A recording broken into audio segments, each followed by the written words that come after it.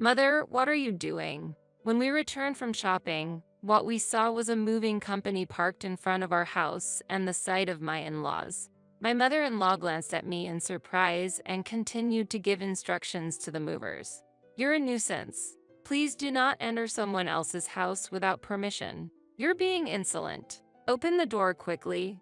My father-in-law said this and reached for my bag. I hugged my bag and backed away. Seeing this, my mother-in-law laughed mockingly and continued speaking. Strangers should leave quickly, haha. At my mother-in-law's words, I was so dumbfounded that I couldn't respond. However, hearing this, Robert was visibly shaken and trembling. Mom, don't you know? What? At this moment, I thought it was the right time to tell the truth. Determined, I decided to confront my shouting mother-in-law with the truth. My name is Gina Anderson. I am 48 years old and run an insurance agency. This company was started by my father and I took it over. Being strict and meticulous, the job of tailoring insurance to the needs of clients was the perfect job for me. I have good relations with long-time clients from when my father was running the company, and thankfully, the business is doing well. I met my husband Robert through work when I was 30. A long-time customer of my father introduced him to me, which led to an invitation for a cafe. That's how it all started. Robert was 2 years older than me, a very calm and dignified person. He had recently broken up with a long-term girlfriend who had cheated on him. After just a brief conversation, we hit it off immediately and exchanged contacts. Soon after, we started going out. At that time, my mother was ill, and wanting to fulfill her dream of seeing me in a wedding dress, I was actively seeking marriage. Meanwhile, Robert was not in a hurry to marry. Nevertheless, he respected my wishes, and 6 months after we met, he proposed to me. With tears of joy, I expressed my gratitude to him. Thank you. I look forward to our life together. After that, we quickly paid respects to both families and had a family-only wedding ceremony. My mother was very happy to see me in my wedding dress. The following month, she passed away quietly. It was thanks to Robert that I was able to fulfill my mother's last wish. Remembering how Robert supported me even at my mother's funeral, I resolved to cherish him for the rest of my life. Even after 5 years of marriage, we had no children. We thought of children as a gift from God and were not in a rush, but it was my in-laws who intervened. This happened during Christmas. Initially, Robert was reluctant to visit, but when my mother-in-law contacted me asking, "Why haven't you come over?" we had no choice but to go. Still no baby? When will you show us a grandchild?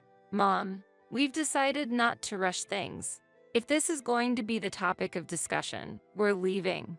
I understand that, but maybe the problem lies with Gina. Don't insult her. Sorry, Gina, we're leaving. We were supposed to come for Christmas, but at the entrance, the conversation suddenly turned to grandchildren, and Robert quickly took me away from the scene. It was I who had persuaded him to come with me. Yet, as soon as we got back to the car, Robert apologized to me. I'm really sorry for putting you through this. I'm fine, Robert. I just feel bad that you're having a hard time. I don't mind. It's my parents after all. But now, you are my family. If they hurt you, I'm willing to cut ties with them, even if they are my parents. But it's okay. I've actually been distancing myself from them since I became an adult. As Robert spoke, a look of loneliness appeared on his face, and all I could do was respond with a simple yeah. Afterward, Robert made an effort to keep a distance between me and his parents, and we decided to move. There were numerous calls asking for our address, but Robert ignored them all. For about 13 years, I managed to live without seeing my in-laws except at weddings and funerals. By the time I was over 40, my in-laws rarely mentioned grandchildren, and I felt a bit relieved. However, one day, seemingly due to a leak of information, my in-laws showed up at our home.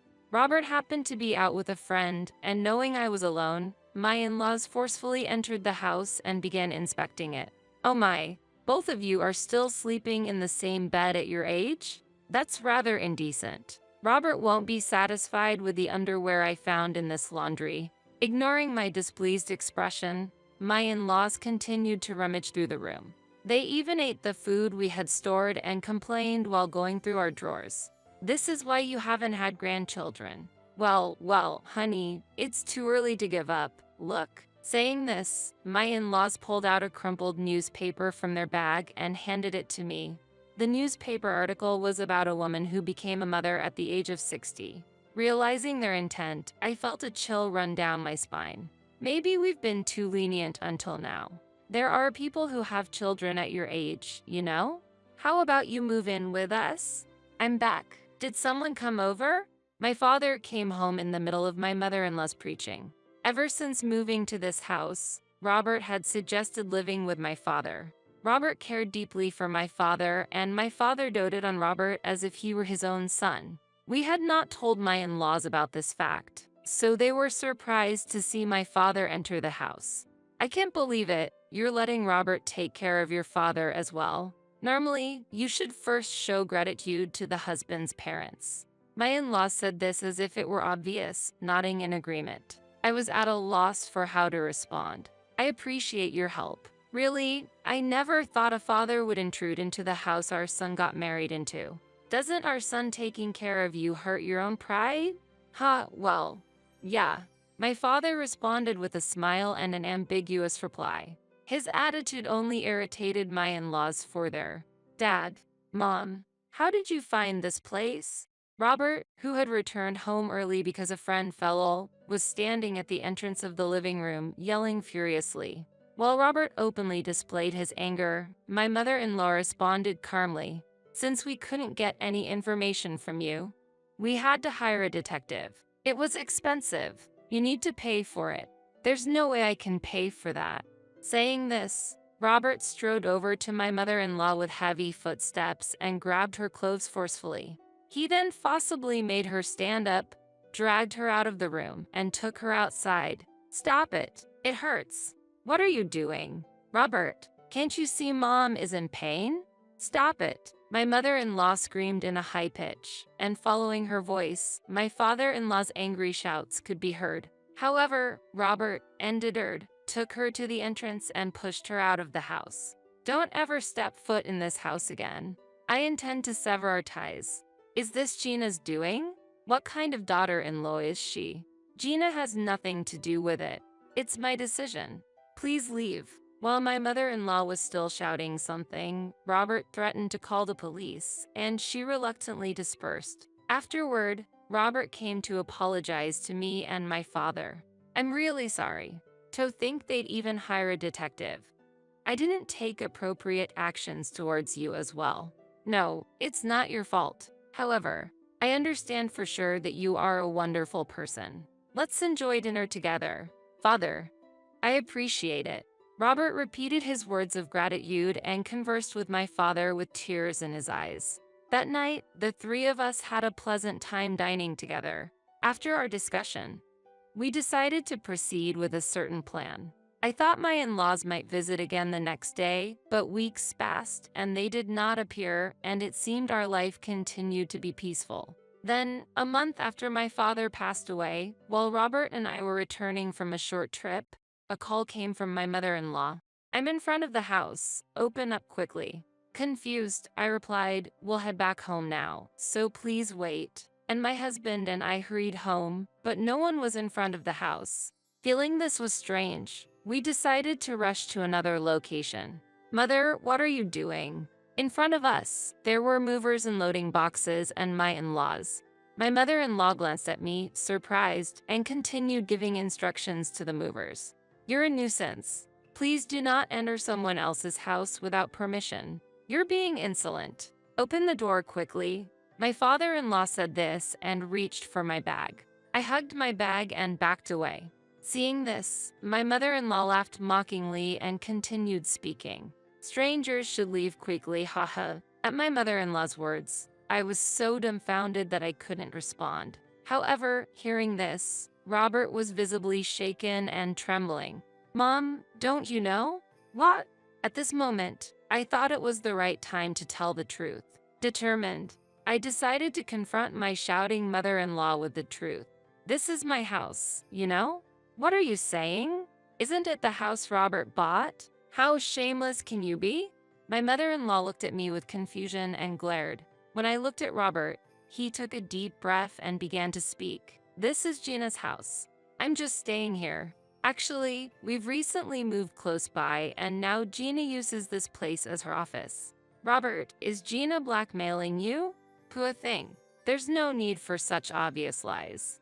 I know Gina is just a housewife. What?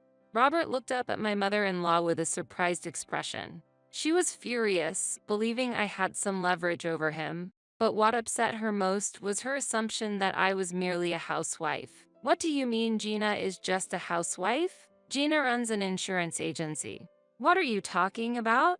She's always home. And yet she's always going out to spas or just having fun. Recently, she was even dining with some strange man at a fancy restaurant. It's disgraceful. The strange man she mentioned was likely my business partner. Recently, an old client of my late father contacted me to reminisce over lunch. It was lunch at a hotel. Originally, Robert was supposed to join, but he had work and I ended up going alone.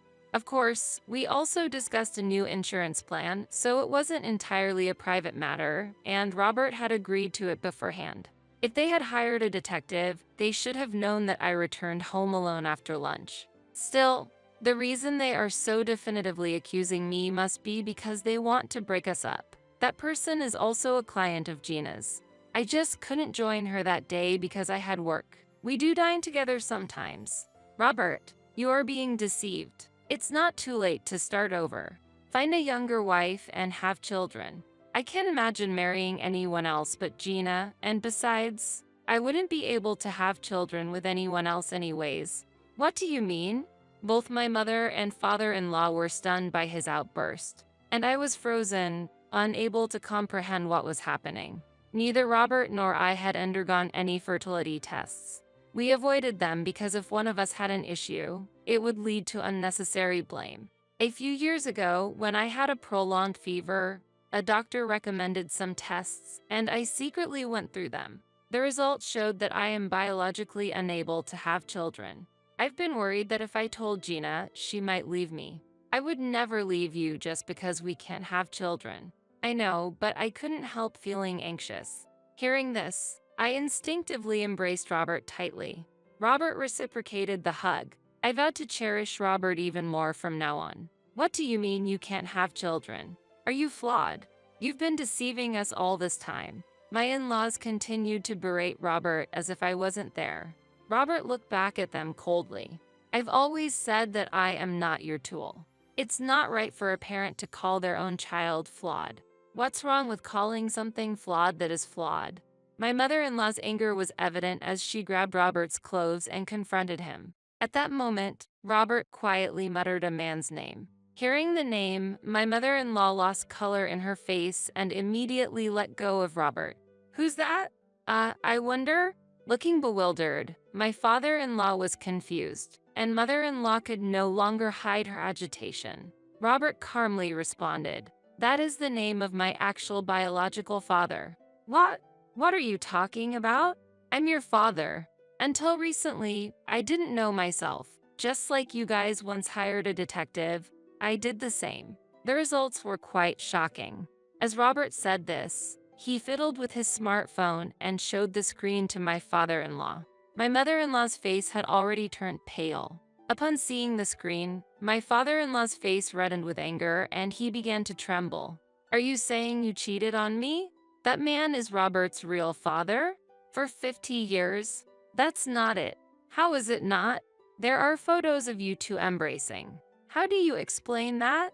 Ignoring the loud argument that erupted between my in-laws, Robert and I instructed the movers to transfer their belongings to a nearby storage unit, though there was an extra fee.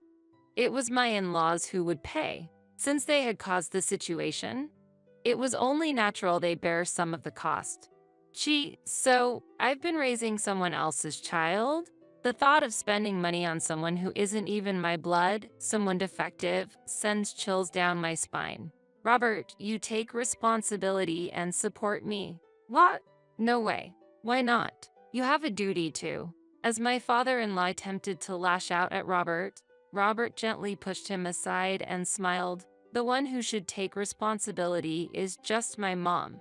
I was only brought into this world, and besides, you guys didn't pay for my high school or college tuition. I've been supporting myself with part-time jobs since high school. How dare you say such a thing? What should I say to a dad who even took my hard-earned money? I couldn't even hang out with friends because I was busy earning tuition? It became clear why Robert particularly despised his father among his parents. However, my father-in-law acted as if it were his right. It's a parent's job to manage the money earned by their children. And the same goes for the money earned by a child's spouse. As I said, we're not related by blood. Are you talking about what's on paper? If you want to cut ties so badly, then pay back all the money you've used up till now. It's already been repaid. I've been sending money every month. What? Monthly remittances. It was a well-known fact that Robert had been sending money to his parents' home. He also paid more than the demanded amount to ensure my in-laws did not interfere in our lives. Still, it seemed my father-in-law was unaware of the remittances. Look, I've been sending $1,500 every month. $1,500 every month. What is this? Oh, now I get it. All the money I sent was used up by Mom and her lover. What? My mother-in-law was so shaken that she could not respond. Seeing this, my father-in-law approached her and slapped her across the face. My shocked mother-in-law looked back at him and screamed in anger. What are you saying? You should be grateful that a man with no money or status like you got to marry me at all. That man has both money and status. The less I thought about divorcing you, the more I could enjoy my time with him. I even let you raise his child. You should be thankful. That's a joke. I agreed to marry you because you said you were pregnant, and I was ready to be beaten up by your father. Yes, but what's the problem? I would have felt sorry if that man was beaten up. In response to this, my father-in-law was at a loss for words and stood dumbfounded. Just then, my mother-in-law's cell phone rang loudly. She looked at her phone, her face brightened, and she answered in a sweet voice. Hello, darling. Did you miss me? This sweet tone, which I had never heard before, gave me goosebumps. Robert, too, watched with a look of disbelief, yet a grin began to form at the corner of his mouth. The meaning behind this would soon become clear. Not darling. His wife. How what? Oh, no, this is a misunderstanding. Full amount, compensation. 1 million. Please wait. My mother-in-law was flustered on the phone, but it seemed the caller hung up immediately, leaving her in a state of shock. Robert began to laugh quietly. All the photos and recordings, they've all arrived. What? This was also your doing. It's about sharing information. Oh, and by the way, she has no intention of leaving him. He married into her family, and it's going to be tough for him from now on. Married into her family. Didn't you know? Apparently, he has several other mistresses too. His wife had asked him to keep his affairs limited to younger women. He might be getting scolded by her right now. Haha. He has mistresses, but he told me he loved only me. Hearing this shocking revelation, my mother-in-law collapsed into a seat. My father-in-law looked down at her with satisfaction, then, as if struck by a sudden idea, proposed to Robert.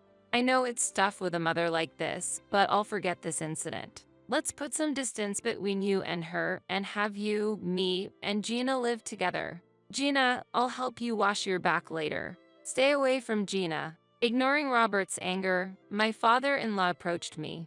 The moment his hand touched my shoulder, I grabbed it and threw him to the ground.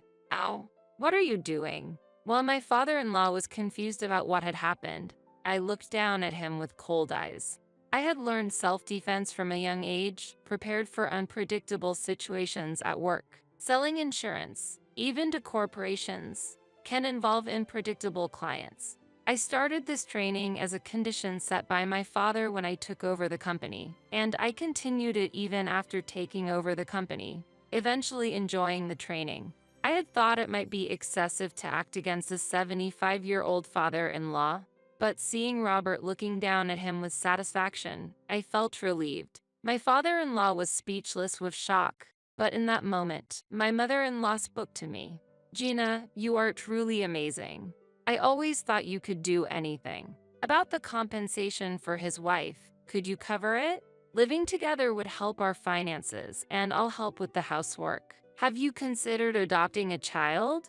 I'd take good care of them. There's no way that will happen. This house, filled with memories of my father and Robert, is not for someone like you. Why should I pay the compensation? Pay it yourself. I could speak my mind to my mother-in-law straightforwardly since I had just physically rebuffed my father-in-law. Having never directly confronted her before, she was initially stunned but quickly became enraged. How dare you speak to your husband's mother like that? I've already told the neighbors we're moving in, and I've actually started demolishing that house already. That's right, we have nowhere to live now. So instead of her, take me in. What are you saying? I am your real mother.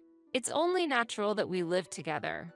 As my father-in-law stood up to argue and my mother-in-law counted him, Robert calmly stated our decision. We won't live with either of you. We've decided to cut ties.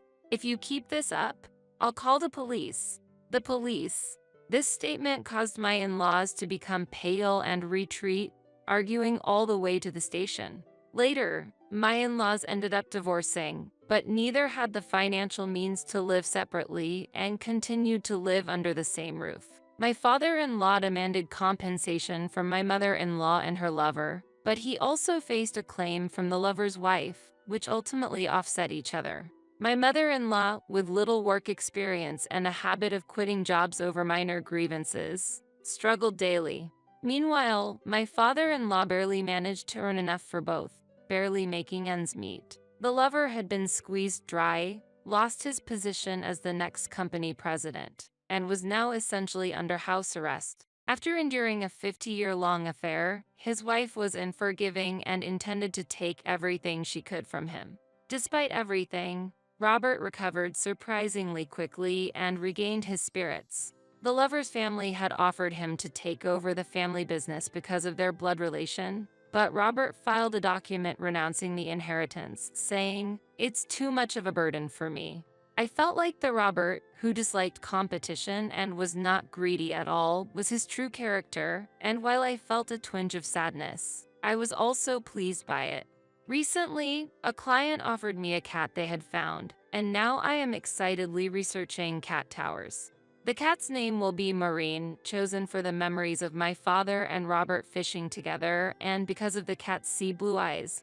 Robert seems somewhat excited too, looking forward to welcoming our new family member. The doorbell rings, signaling the arrival of the client. It's time for our first meeting with our new family member. Nervously, I head to the door and, with a welcoming hello, I open it. I never imagined being told by my parents, who adore my genius sister, that I was no longer needed. Having one child is enough. We don't need a failure like you. Sandy needs a lot of money to bloom her talents, so if you can pay the monthly rent of $1,000, we might reconsider. My parents decided to kick me out of the house while I was still young. My uncle reached out to help me, unable to hide my confusion. "Though I'm poor, if you don't mind, Emily, I'd really like to be your parent," he said. I immediately accepted his offer. My name is Emily. I am now 30 years old, but my life has a complex background. Before talking about my family environment, please listen to my story. I was born to a typical salaryman father and a stay-at-home mother. We lived with my grandparents in my father's family home, where my unmarried uncle also lived. I started living with my uncle when I was 4 years old. He was 24 at the time. Living at home at that age might not be so unusual. However, my uncle had special circumstances that kept him from leaving home. He had been frail since childhood and continued to have health problems as an adult, making it difficult for him to hold a steady job, so he ended up living a life of irregular part-time work. Working just a few hours a few days a week was not enough income to live on his own. Perhaps feeling inferior because he was dependent on his parents, my uncle always looked guilty. I frequently witnessed my father yelling at my uncle, "You really are a burden." Such incidents were limited to when my grandparents were not around. My grandparents loved both their healthy son and their frail son without discrimination. With decreased income due to the recession and being forced to live together, my father seemed to want to behave modestly in front of his parents. However, in places where they were absent, my father was always harsh, contemptuous, and mocking toward my uncle. Seeing this, my uncle would just look sad, never getting angry or talking back.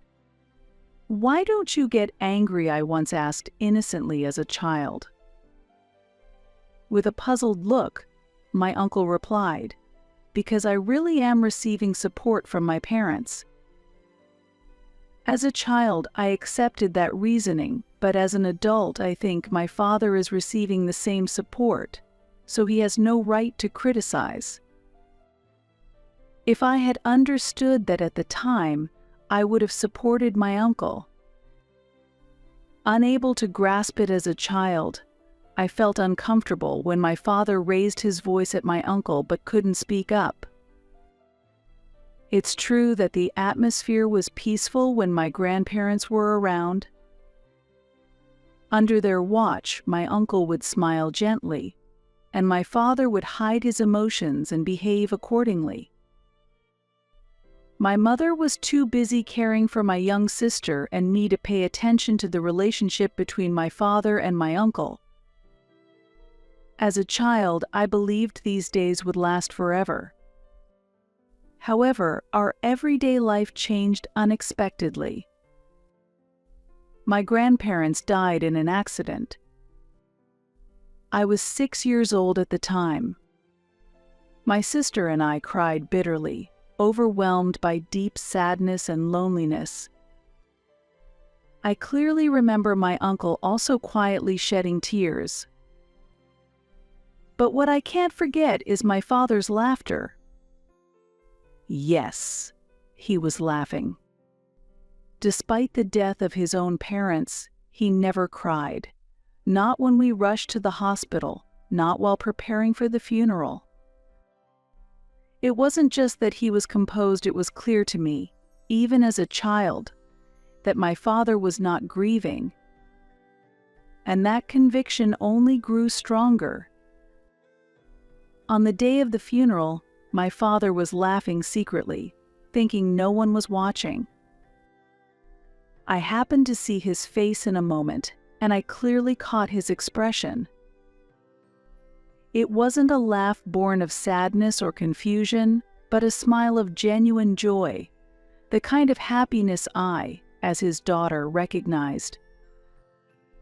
My father was inwardly pleased with the death of my grandparents. He was probably considering various financial benefits. That smile was very unpleasant, and it felt terrifying to me as a child, making me cry. Perhaps it was taken as tears for the death of my grandparents. At that moment, my uncle put his hand on my shoulder and gently stroked it with a tender gesture. My eyes were red with tears, but my uncle's eyes, while filled with sadness, watched over me with warmth. Why was this so? Despite being blood brothers, my father and uncle had completely different reactions to our parents' death. At that time, my suspicions about my father deepened. Afterwards, my father's behavior changed significantly. His attitude towards my uncle became noticeably colder, and he would say things like, "Why should I have to take care of a useless person like you? You should be grateful just to be allowed to live here," he also said. "If you can't even pay rent, I should take all the inheritance," he declared. I didn't understand it at the time, But these statements were clearly unfair. Legally, the inheritance should be equally divided between siblings, but my father tried to monopolize it. My uncle had the strength to stand up to him and could have resorted to legal action if necessary. However, my uncle chose not to do so. While showing a saddened face, he didn't argue back or claim his share of the inheritance. Worried about my uncle, who seemed to have lost his will, I asked, "Are you okay?" To which he replied weakly, with a smile, "I'm frail and things aren't going well with my job, so it can't be helped." Day after day of verbal abuse from my father worsened my uncle's frail condition, leading to weight loss and a pale complexion. Despite this, my uncle always told me not to worry, smiling at me. However, 3 months after my grandparents passed away, my uncle was ultimately driven out of the house. "You're useless. Get out," my father said, and without saying or doing anything, my uncle left. "Uncle, don't go," I pleaded in despair, tugging at his arm, but he gently removed his hand from mine, placed it on my shoulder, and said, "Don't worry. Emily, you're strong, you'll be okay even without me." "But I'm worried about you," I replied. I was worried about my uncle, who was not healthy and couldn't hold a regular job, having to live on his own. As I looked at him with tears in my eyes, he said, "It's okay," and left. The farewell from my uncle was deeply saddening, but there was nothing a young child like me could do. Furthermore, I myself was soon in a situation where I couldn't afford to worry about others. 2 years after my grandparents passed away, the 8-year-old me was attending elementary school regularly, and my 6-year-old sister Sandy was about to enter elementary school as well. It all started when my mother mentioned that Sandy had been praised for being very smart in kindergarten. "This intelligence must definitely be inherited from me," my father exclaimed excitedly, and impulsively decided to have her take an IQ test. We were all astounded by the results. An IQ of 150. This is my DNA. The impressive number IQ 150 was displayed. Although I couldn't fully comprehend what made this so incredible, I understood that my sister was exceptionally gifted. "That's amazing, Sandy." He. "Thank you, big sis." When I casually praised her, she smiled joyfully. Those were truly happy times. But that was as good as it got. The developments that followed were the worst. "All right, let's have her take entrance exams," my father decided. So soon.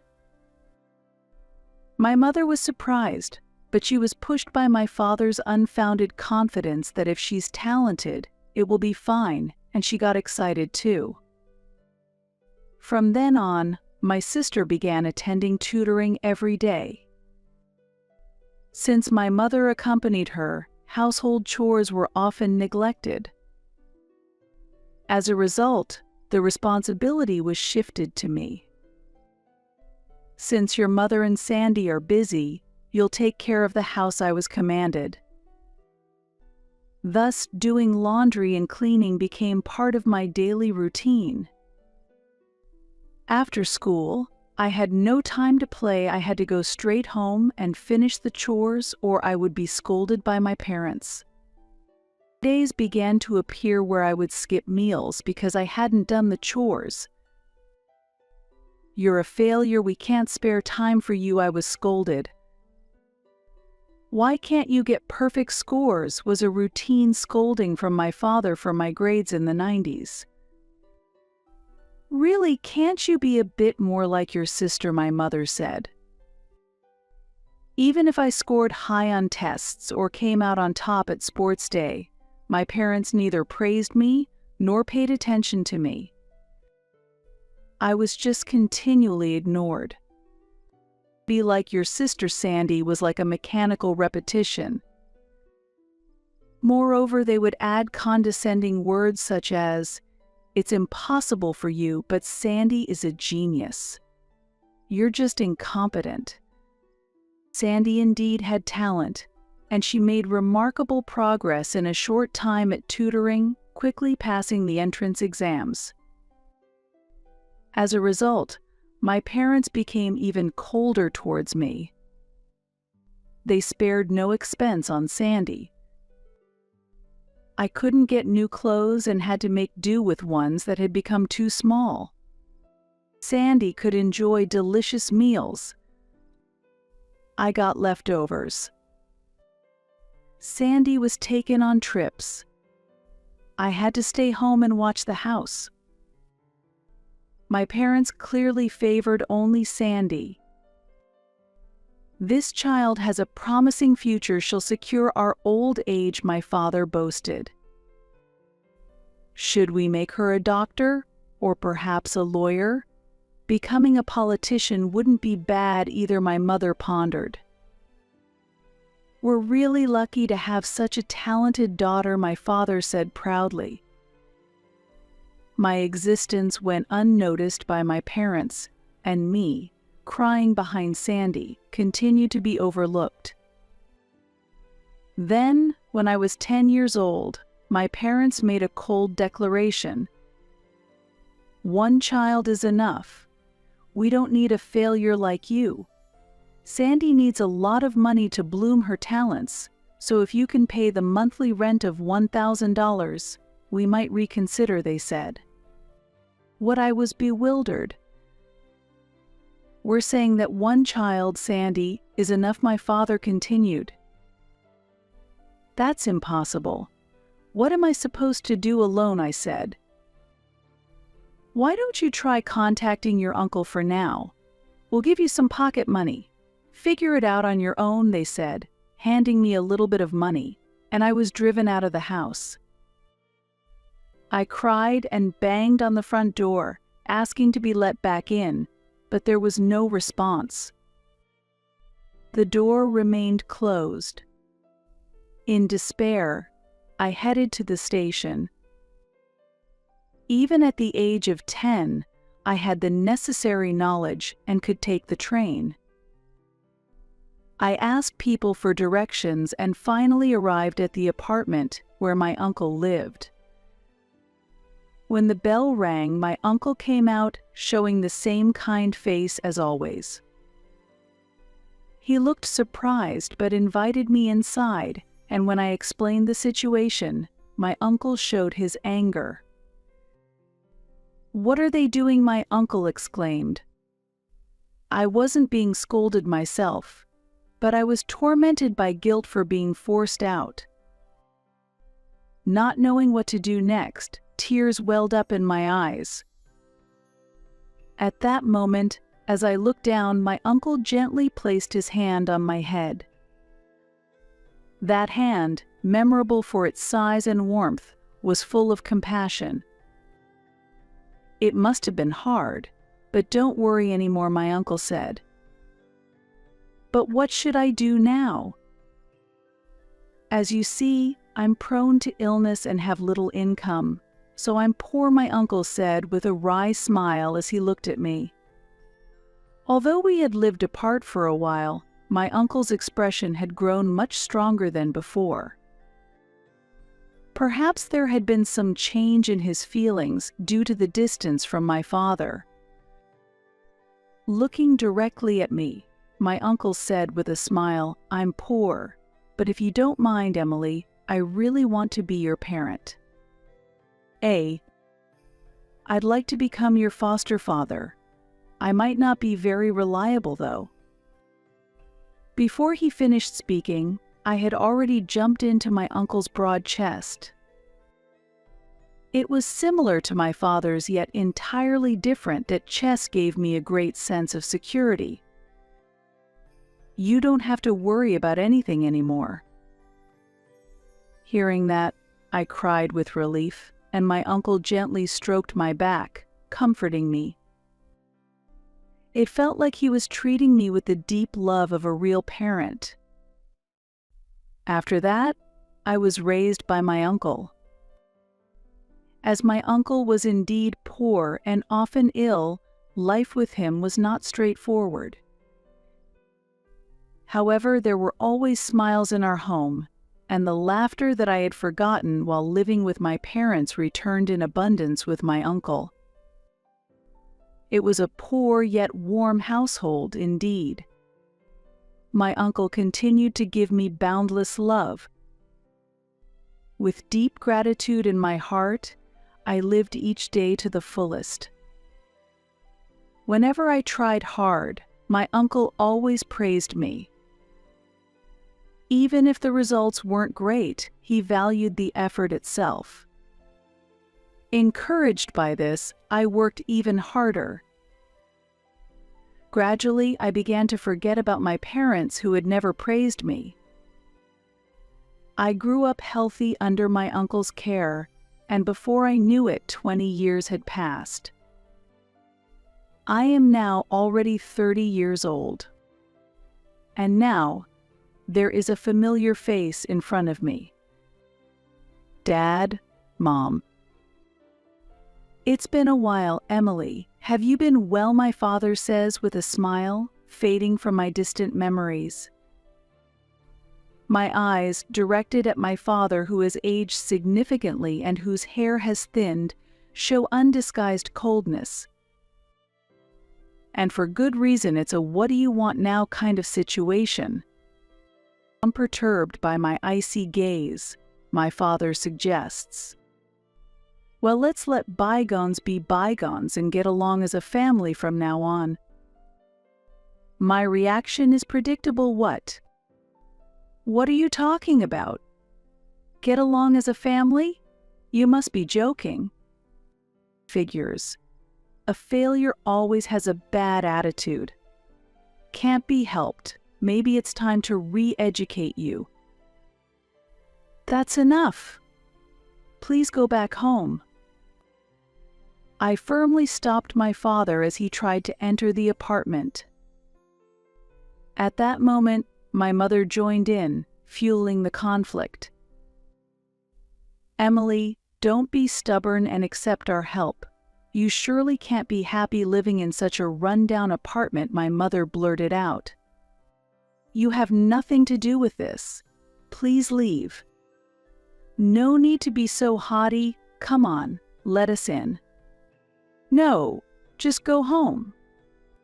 "Let us in." "Go home."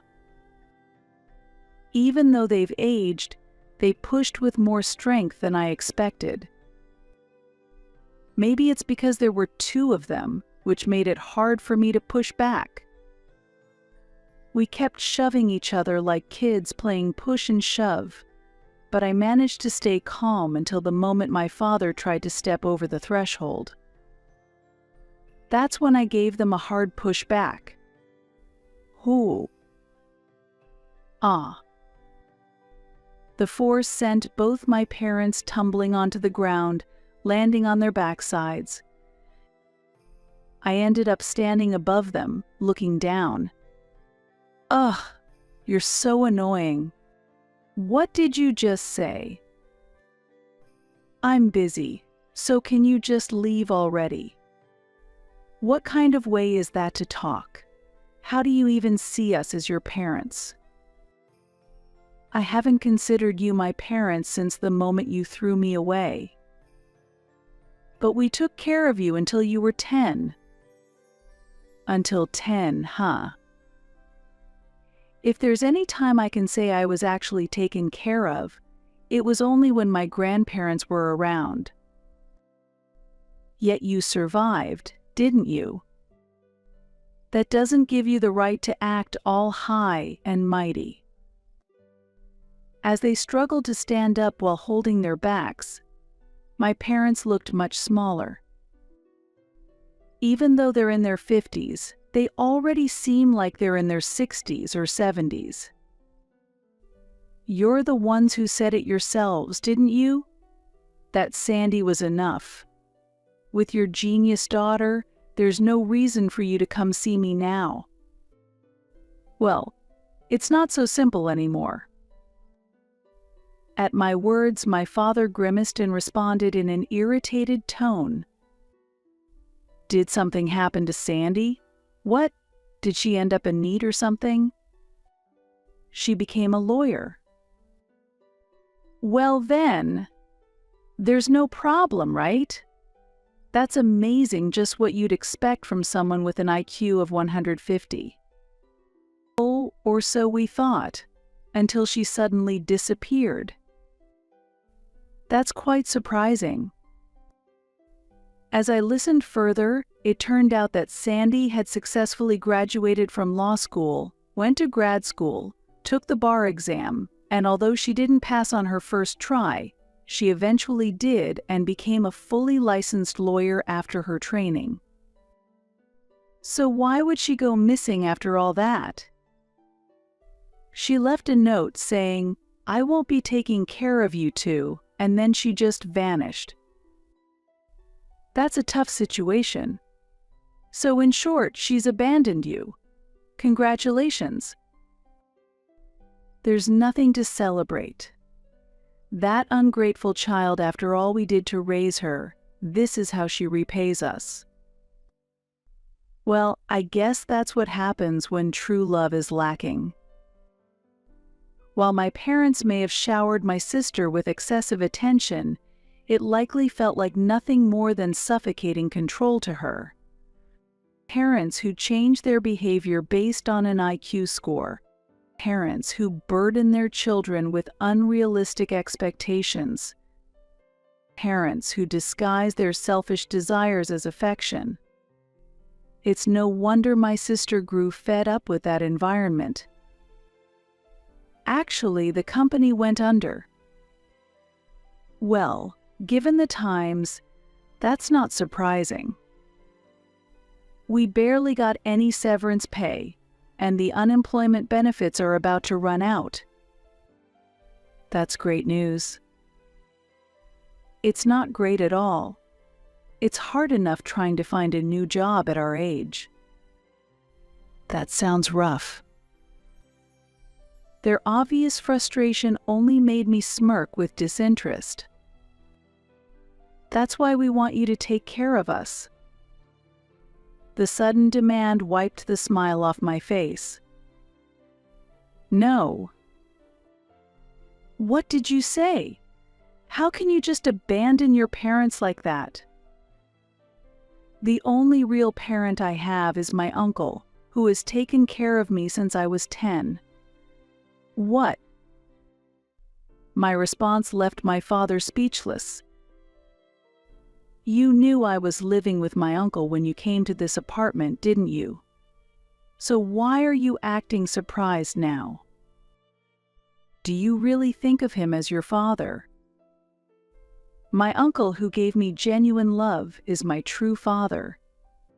My words, which implied that parents who don't show love aren't parents, left my parents with stunned expressions. Even though he was sick and weak, my uncle still worked hard to support me. I wanted to repay his efforts, so I worked hard too. Wait, does that mean you actually have a proper job? Well, kind of. As I shrugged, my father suddenly grabbed my shoulder tightly. Let go of me. So, you're angry and a bit embarrassed too, aren't you? Please listen to what I'm saying. No need to listen. I understand it all. You were lonely, weren't you? You're sulking because only your sister got all the attention, right? But deep down, you're happy to see your parents, aren't you? Stop creating your own story. Don't worry, from now on, we'll be proper parents and stay by your side. I had no idea what he was talking about. Could it be that my father is already showing signs of dementia? For a moment, I stared blankly at my parents, and their ridiculous expressions made me burst out laughing. Why are you laughing? Is it because you're happy? Haha, not at all. Just so you know, in the past 10 years, I never once thought about either of you. Thanks to my uncle, I had a fulfilling life. As my parents stared at me in shock from my sudden laughter, I continued to speak. Actually, I received a scholarship to graduate from university. Oh, really? Then you must have gotten into a good company. Yes, I did. I got a job at a well-known big corporation. That's great to hear. And through an unexpected connection, I also got married. Oh, well, then I have to meet the groom and give my greetings. No, that won't be necessary. No, it's only proper that I should. That's impossible. He's currently overseas. Oh, I see. Wait, what? By the way, Uncle is also overseas. What? Your uncle too? I thought you were living here alone. I figured your sickly uncle had already. Don't go assuming my uncle is dead. He got a job assignment abroad, and since it's in a place with a good environment for his health, he went along.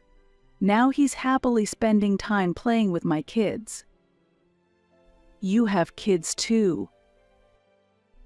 My parents were almost too stunned to process all the surprises I was throwing at them. With their bewilderment on full display, I smiled brightly. At first, Uncle wasn't keen on living together with us, but he eventually agreed. Now we're all living happily as one family. Well, in that case, we could move overseas too. Sure, go ahead.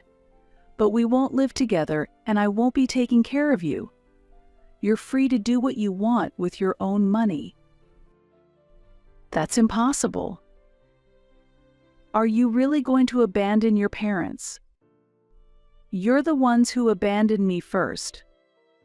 My patience finally snapped at their selfish demands. My parents' faces turned pale. I have no gratitude toward you for anything, but I owe a great deal to my uncle. From now on, I intend to repay him for all he's done for me.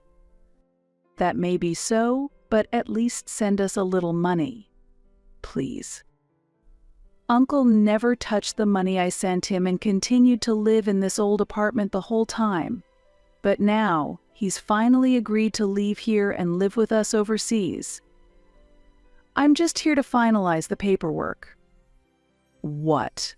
On the very last day of leaving this shabby apartment, the fact that you two show up, what a coincidence. Wait, what? You're leaving. The process is already done. I'm just returning the keys and then I'll head back to our home overseas. What about us? Are you just going to leave your mother and me behind? My father asked in shock, and I nodded clearly. Thank you for abandoning me. I said that with a smile, leaving them speechless. Truly thank you. Because of you, I'm happy now.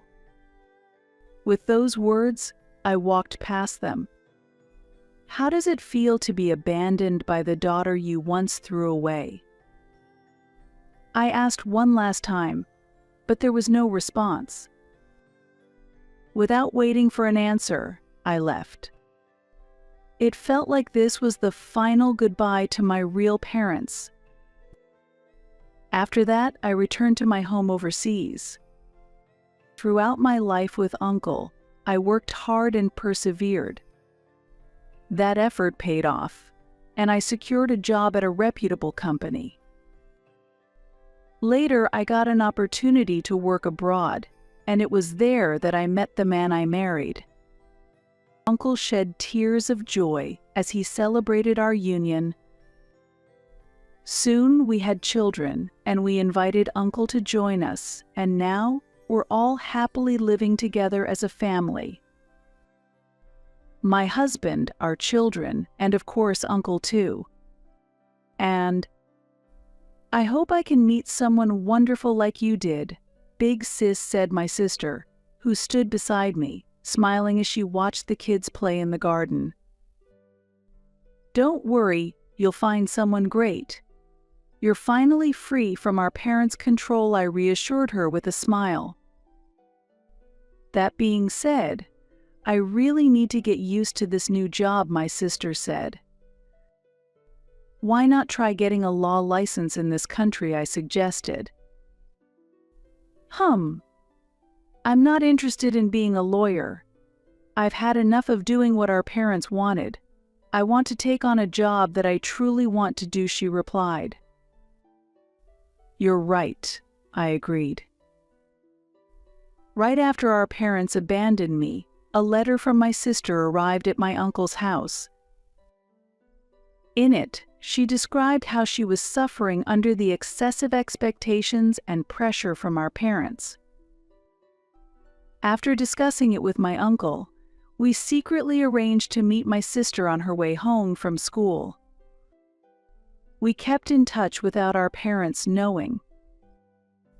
My sister wanted to live with us, but with my uncle's financial situation, it was impossible for him to support both of us. More than that, our parents would never allow it, so my sister endured living with them until she became an adult and could plan her escape. It was a tough ordeal, but she overcame it and finally gained her freedom. While our parents were distracted, celebrating her success as a lawyer, she moved out and became independent. Of course, I was there to help her. Although she secured a job here, she's struggling to adapt to the new language and environment, but I'm sure she'll be fine. There's no one more resilient and hardworking than my sister, who withstood the strict upbringing of our parents, so she'll adapt quickly. On the other hand, although I was worried about Uncle said he's planning to attend a language school, I told her, and she nodded with a smile. That's great. It's never too late to learn. His health has improved a lot, so he should enjoy life more now. You're absolutely right. Our parents quickly ran out of money after they selfishly squandered the inheritance. Even though they continued to invest in my sister, they eventually lost their jobs. When they sold the house, they were left with very little, as it was tied up with home improvement loans. They've been asking relatives for financial help, but everyone has responded coldly, leaving them to live in poverty. I heard from a relative that arguments between them are constant. I believe there should never be favoritism between siblings or unfair treatment of one's children, I said, reflecting on the past. You're absolutely right. Once again, my sister nodded in agreement with my words. No matter what happens, I'll always be here to support you, Sandy. You've already done more than enough. Thank you so much, Big Sis.